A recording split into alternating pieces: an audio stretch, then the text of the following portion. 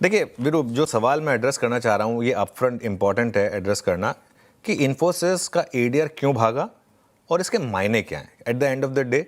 और अगर ये कल की छुट्टी से थोड़ा सा समीकरण बदल गए, वरना क्योंकि वो पहले 10 दिन भागा था, कल 2% करेक्ट हो गया, तो 2 दिनों में कुल मिलाकर 8%।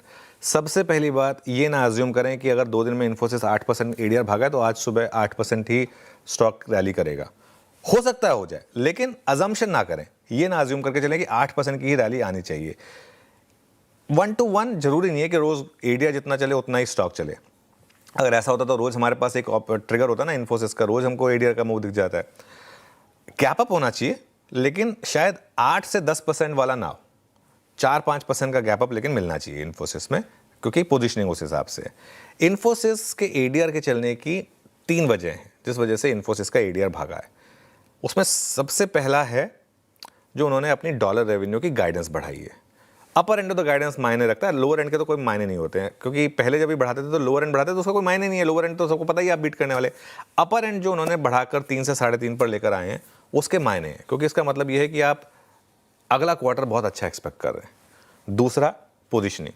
इन्फोसिस करेक्ट होकर आ चुका था 200 डे मूविंग एवरेज तक, क्योंकि टीसीएस के नंबर्स के बाद थोड़ा सा सेंटीमेंट जो है वो खराब हुआ था और नंबर जो पोजीशनिंग है वो बेरिश हो गई थी। आप देखिए इन्फोसिस पहले आउट परफॉर्मिंग स्टॉक था, लेकिन वहां से फिर ये स्टॉक थोड़ा सा नीचे आया था।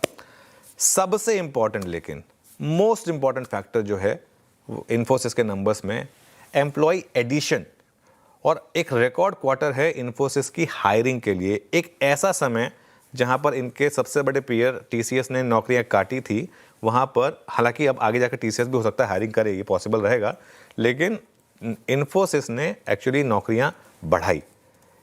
आप बड़ी हायरिंग कब करते हैं? जब आपको बिजनेस दिखता है, जब आपको लगता है कि अगले कुछ क्वार्टर अच्छे रहने वाले हैं, डील विंस वगैरह सब काफ़ी स्ट्रांग है, तो उनकी जो हायरिंग है ना, ये बता रही है कि उन्हें थोड़ी सी बेटर विजिबिलिटी दिख रही है कंपेयर टू टीसीएस। और ज़्यादातर ब्रोकरेजेस ने इन्फोसिस पर अपने अर्निंग्स एस्टिमेट्स जो हैं वो बढ़ाए हैं। तो एक एक्सपेक्टेशन रहेगी कि थोड़ा सा पैसा, आईटी में क्या होता है ना, ये बड़े लार्ज इंस्टीट्यूशनल स्टॉक्स होते हैं, इसमें आप पेयर ट्रेड्स लेते हैं या फिर इसमें आप एक पैकिंग ऑर्डर बनाते हैं, तो हो सकता है कि पैकिंग ऑर्डर में अब लार्ज कैप आईटी में इन्फोसिस लोगों की नंबर 1 पिक बन जाए, ये रहेगा।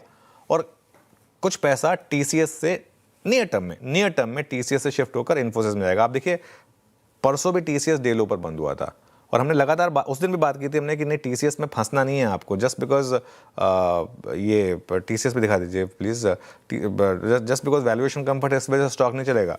और देखिए स्टॉक की क्या हालत है इस समय। तो एक पॉसिबिलिटी रहेगी कि यहाँ से अगले 3 महीने के लिए इन्फोसिस टीसीएस को आउट परफॉर्म करेगा अच्छे से।